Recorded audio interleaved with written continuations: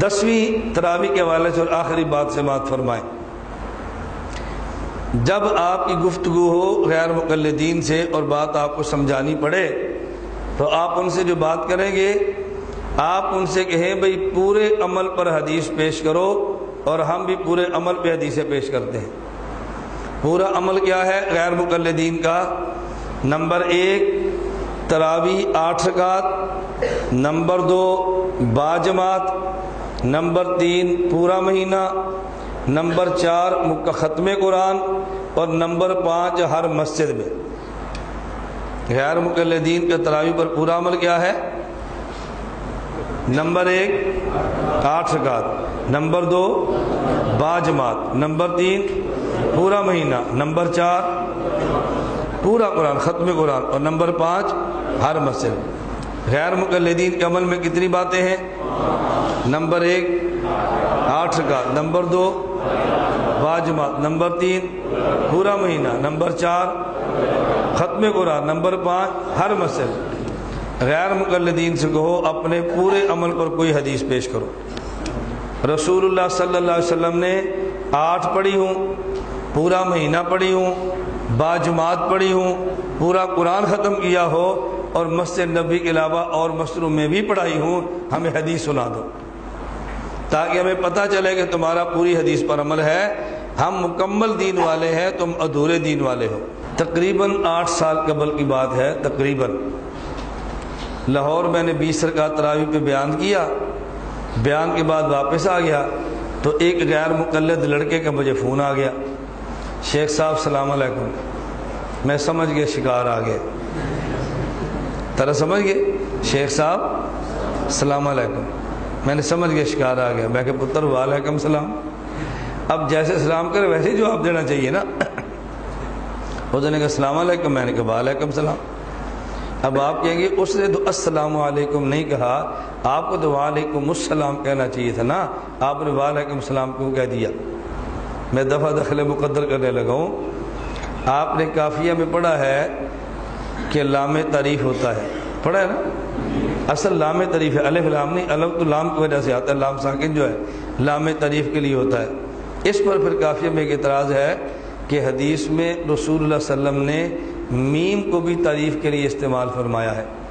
ایک سفر میں ایک صحابی نے پوچھا امنم برم سیام فم سفری، ان کی زبان میں لکنت تھی اور لام ادا نہیں کر سکتے تھے تو لام کی وجہ میم پڑھتے تھے، تو انہوں نے کیا پوچھا امنم برم سیام فم سفری، اصل لفظ کیا ہے امن البر سیام فی سفری، کیا اللہ کے نبی سفر میں روزہ رکھنا نیکی ہے؟ اصل کیا آتا کہ جہاد کا سفر تھا اور جہاد کے سفر میں بعضوں نے روزہ رکھ لیا اور گرمی کی وجہ سے اس کی تاب نہ لا سکے، اب چلنا مشکل ہو گیا۔ تو جب آدمی جہاد کے سفر میں ہو اور روزہ رکھنے کی وجہ سے سفر متاثر ہو، اب اس وقت میں روزہ رکھنا نیکی ہے یا نہ رکھنا نیکی ہے، یہ بہتر کون سی بات ہے؟ تو صحابی نے پوچھا آمنم برم سیام فم سفر، رسول اللہ صلی اللہ علیہ وسلم فرمایا لیس منم برم سیام فم سفر، تو آپ نے بھی لام کی بجائے میم استعمال کیا۔ صحابی نے پوچھا امنم برم سیام فم سفر، لفظ کیا تھا امن البر سیام فی سفر، اللہ کے نبی نے فرمایا لیس منم برم سیام فم سفر، یہ نہیں فرمایا لیس من البر سیام فی سفر۔ تو جیسے میم اس نے استعمال کی ایسے ہی اللہ کے نبی نے میم استعمال فرما دی۔ اس لیے ہم کہتے ہیں اس کافیے میں قیل و قال جب کرتے ہیں کہ لام تعریف ہوتا ہے، میم تعریف کے لیے ہوتا نہیں ہے، رسول اللہ صلی اللہ علیہ وسلم نے اس کی رعایت کے لیے ایسا لفظ فرما دیا تھا۔ شیخ صاحب السلام علیکم، میں نے کہا پتر وعلیکم السلام، اور سمجھ آ گئی آپ کو؟ چلیں شکر ہے، میں دفعہ دخل مقدر ساتھ کرتا رہتا ہوں نا کہ آپ یہ نہ کہ استاد کو سلام کرنا بھی نہیں آتا۔ میں نے کہا ہاں کیا بات ہے؟ تو اس نے کہا جی اسی تو مناظرہ کرنا ہے، ہم نے مناظرہ کرنا ہے۔ میں نے کہا مناظرہ کس بات پہ؟ مجھے کہنے لگا کہ مناظرہ ہم نے کرنا ہے تراویح پر۔ میں نے کہا آپ کا دعویٰ کیا ہے؟ کہتے ہیں 8 رکعت تراویح۔ تو میں نے کہا بھی دیکھو ہمارا مقصد کسی آدمی کو ذلیل اور رسوا کرنا نہیں ہے، میں آپ کو پہلے سوالات بتا دیتا ہوں، آپ اپنے مناظر کو بتا دیں تاکہ جب وہ آئے تو سوالات کی تیاری کر کے آئے اور دوران مناظرہ آپ کے مناظر کو شرمندگی نہ ہو۔ کیوں؟ ہمارا اختلاف ذاتیات کا نہیں ہے، ہمارا اختلاف نظریات کا ہے۔ ہمارا مقصد آپ کی ذات کو جھکانا نہیں ہے، ہمارا مقصد غلط نظریے کی تردید کرنا ہے۔ مجھے کہتا جی فرمائیں، تو تھوڑا سا نا جو پہلے بڑا گرم تھا نا ہلکا سا ٹھنڈا ہوا، ہلکا سا ٹھنڈا ہوا۔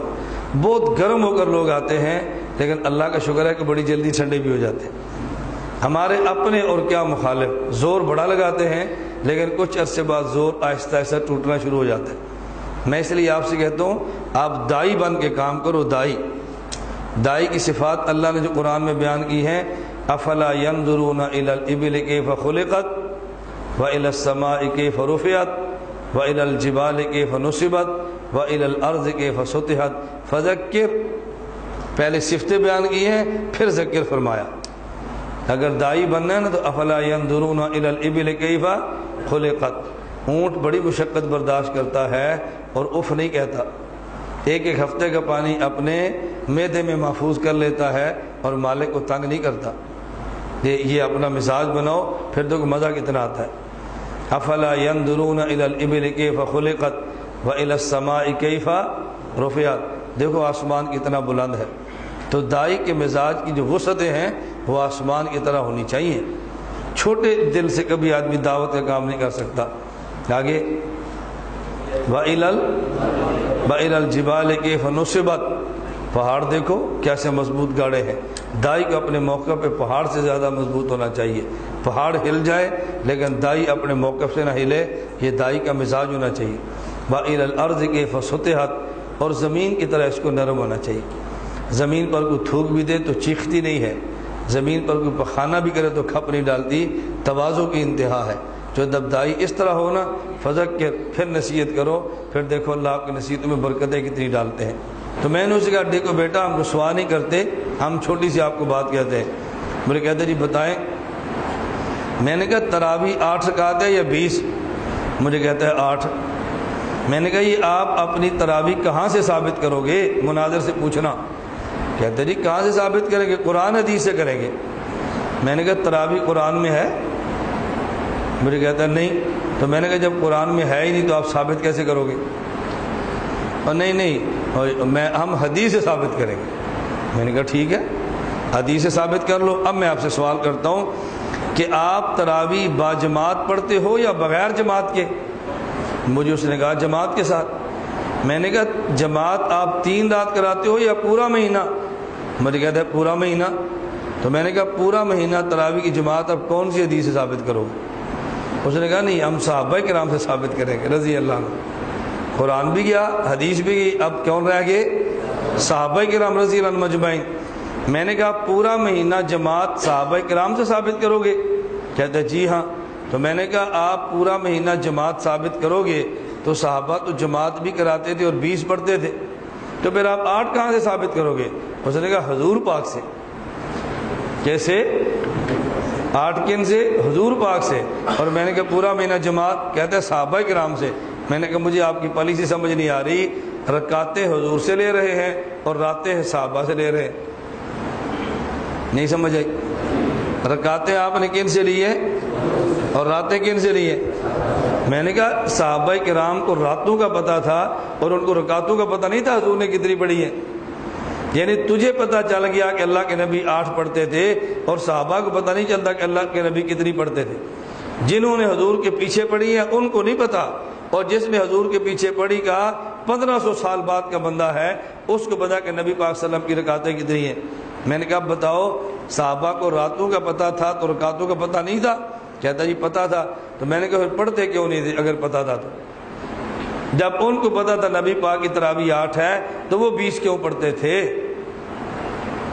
وہ کون سا معصوم ہے؟ غلطی نہیں ہو سکتی۔ میں نے کہا ایک آدھ ہو تو معصوم نہیں ہے، جب سارے جمع ہو تو پھر بیٹا وہ معصوم ہے۔ جب سارے جمع ہو تو پھر، اس پر میں تفصیل سے بات کر چکا ہوں نا، صحابی اکیلا ہو تو محفوظ ہے اور جب جمع ہو جائے تو پھر معصوم ہے۔ میں نے کہا میں صحابی کی بات نہیں کر رہا، میں صحابہ کرام کی بات کر رہا ہوں رضی اللہ تعالی عنہ مجمعین۔ 8 سال گزر گئے ابھی تک دوبارہ فون نہیں آیا کہ ہم نے 20 رکعت تراویح پہ مناظرہ کرنا ہے۔ 1 رکعت پر بھی 1 سال ہونا تو تب بھی 8 رکعتوں کے 8 سال تو بن ہی جاتے ہیں نا۔ میں یہ بات آپ کو کیوں سنا رہا ہوں کہ ہمارے بہت سارے ساتھیوں کو مناظرے کا شوق بہت ہوتا ہے، لیکن مناظرے کی بنیاد مضبوط نہیں ہوتی۔ آپ نے جب کسی سے مناظرہ کرنا ہو تو بنیاد باندھ لیں اور پھر مناظرہ کریں، اور جب تک بنیاد نہ باندھیں اس وقت تک آپ مناظرہ نہ کریں۔